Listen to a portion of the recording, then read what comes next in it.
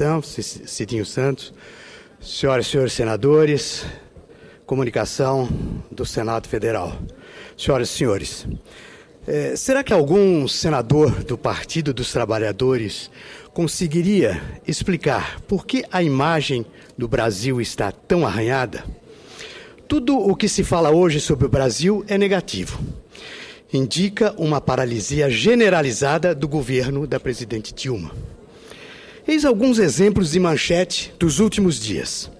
Inflação e eleição levam confiança de brasileiro à volta dos níveis da crise. Um ano após protestos, satisfação de brasileiros cai igual a de países da Primavera Árabe. Brasil cai em ranking de investimento. Há 10 dias do início da Copa, aeroportos estão inacabados. Metade dos estádios da Copa não terá Wi-Fi para torcedores. PAC do saneamento, 54% das obras estão atrasadas ou paradas. Dilma terá notícias ainda piores do que antes das eleições. Obras inacabadas ou abandonadas. Transposição do Rio São Francisco. Senhor presidente, são apenas algumas das notícias que chegam aos brasileiros nos últimos dias. Uma de tão inusitada chega a ser cômica. Turistas são aconselhados a fugir de morcegos e macacos e reservar dinheiro do ladrão durante a Copa. E por aí vai. Há hoje um consenso no Brasil. O governo é um fracasso. O pior nunca antevisto na história republicana do Brasil.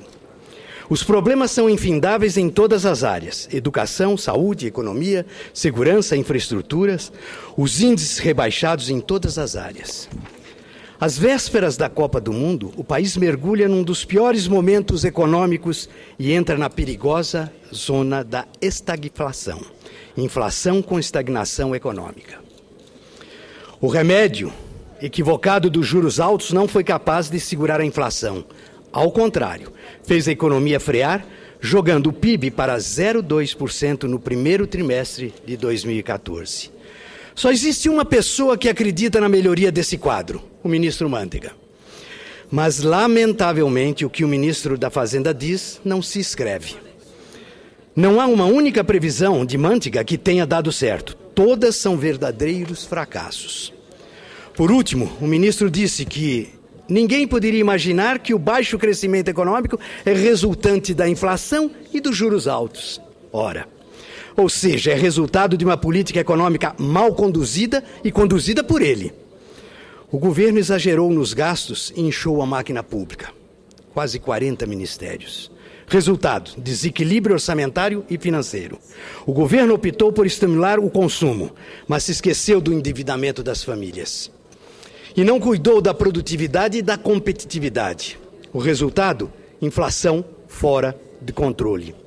O país ruma para um abismo e se o povo brasileiro cometer o equívoco de reeleger a presidente Dilma, sabe-se lá onde vai parar o Brasil? Falta ao governo humildade para reconhecer os próprios erros, como as manobras contábeis e a falta de políticas fiscais. Não é possível sustentar um discurso otimista com os números que surgem a cada dia. Falta de planejamento. Como bem lembra o historiador Marco Antônio Villa, a maior ação administrativa do governo Dilma não foi no Brasil, mas em Cuba. A presidente investiu US$1 bilhão na modernização e ampliação do Porto de Mariel. Este talvez seja o principal desafio de Dilma Rousseff. Entender que não é presidente de Cuba. Um país paralisado no tempo e no espaço, com uma economia cambaleante e um controle anacrônico e policialesco das vidas de todos os cidadãos. Assim como Lula também não entendeu que não mandava na Venezuela e na Bolívia. Dilma precisa entender que é presidente do Brasil, um país com uma economia dinâmica, um potencial empreendedor invejável. O sectarismo e o dogmatismo são as receitas do fracasso. A sociedade brasileira quer de volta o Brasil moderno, o Brasil da estabilidade econômica, construído pelo governo de Fernando Henrique Cardoso, tão duramente criticado pelo Partido dos Trabalhadores. FHC teve coragem de privatizar o sistema de telecomunicações e não se escondeu através de dogmas. O que faz o governo do PT? Privatiza, mas não dá o braço a torcer. Permite uma parte, concessão. senador Ciro. Logo em seguida, senadora. O que vale é as companhias telefônicas retornaram de impostos aos cofres públicos, que compensa qualquer crítica possível à privatização realizada por Fernando Henrique Cardoso. Pois não, ouço com prazer a senadora Gleisi Hoffmann. Agradeço, senador Ciro, a parte. Estou aqui ouvindo o senhor fazer esse discurso com tanto ênfase contra o governo da presidenta Dilma, do presidente Lula, dizendo que é um governo que se dedica mais ao exterior, e fico aqui pensando como que as pessoas que são beneficiárias de tantos programas, de tantas ações do governo, recebem essa sua fala. É um governo que conseguiu colocar 14 mil médicos para atender a população, muitos inclusive no seu estado, estado de Goiás, médicos que estão 8 horas por dia, 5 dias por semana, atendendo as pessoas. Um governo que colocou tantas novas universidades, criamos 18 universidades novas no Brasil, fizemos o ProUni, o FIES, que hoje tem 1,5 milhão de alunos que estão estudando, mais de 200 instituições federais de ensino tecnológico. É um governo que tem o Minha Casa Minha Vida, que tem 3.700.000 casas contratadas. Já desafiei esse plenário a me dizer qual outro país que fez um programa dessa dimensão, qual outro país que em tão curto espaço de tempo incorporou 36 milhões de pessoas no consumo, tirando-as da miséria. Portanto, eu não consigo ver, com todo o respeito, senador Ciro, que tenho por Vossa Excelência, adesão à realidade ao discurso que Vossa Excelência está proferindo. Até porque, recentemente, a presidenta, ainda ao seu estado, estando com o seu governador em Goiás, recebeu grandes elogios pelo espírito republicano, pela forma de atuar e pelos investimentos do governo federal em Goiás. Eu mesmo fui testemunha e acompanhei a renegociação, a ajuda e o socorro que o governo federal deu à CELG, as Centrais Elétricas de Goiás, assim como também o PAC do entorno, que passou pela Casa Civil, e eu tive oportunidade de fazer diversas reuniões com o governador. Então, senador, eu acredito que a gente possa ter divergências em concepção, em formas de governo, em condução de governo. É natural que tenhamos divergência no que dá mais peso ou não dá peso, para que serve o Estado, qual o seu papel. Mas desconhecer que nós tivemos avanços, que esse governo não fez pelo Brasil, que é um governo que só faz pelo exterior, que é um governo que não tem presença e parceria nos estados, aí é nós irmos longe demais, senador Ciro, é nós não olharmos a realidade e os programas que estão beneficiando a nossa população. Então, eu não poderia escutar Vossa Excelência falando o que Vossa Excelência está falando agora, sem me colocar, sem me posicionar, porque nós temos muitos programas, muitas coisas que estão sendo oferecidas a benefício do povo brasileiro, inclusive a benefício do povo goiano. Se eu fosse a senhora, eu também, Vossa Excelência, eu também faria o mesmo. Mas, senadora, o que nos incomoda é justamente a mudança que nós estamos tendo de como foi entregue esse país e como ele está agora. São os índices, não somos nós que falamos, isso não é um partido que está falando.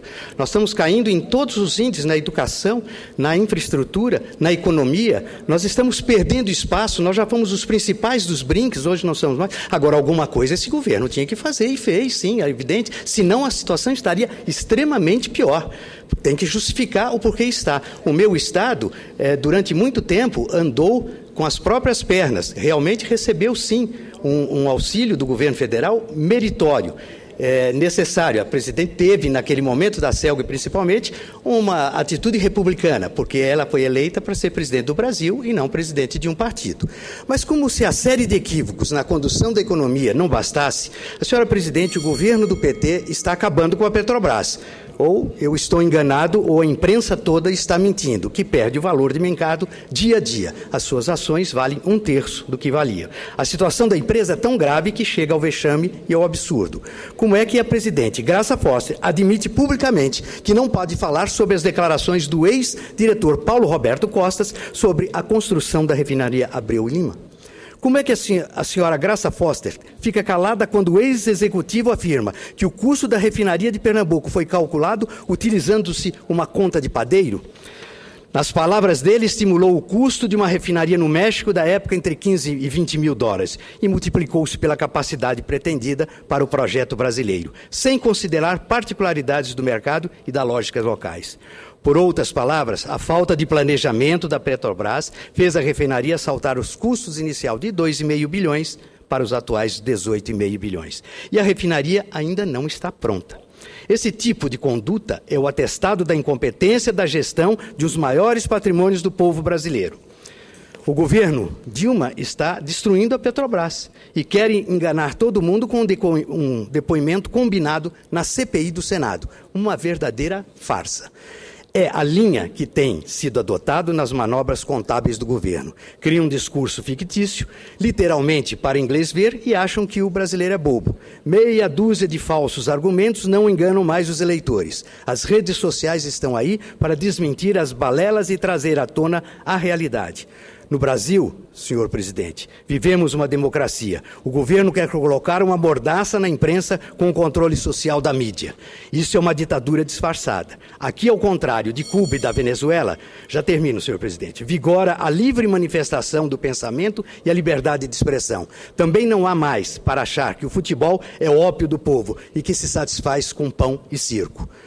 Mas que a mãe de um PAC fracassado e empacado, Dilma é madrinha da inflação.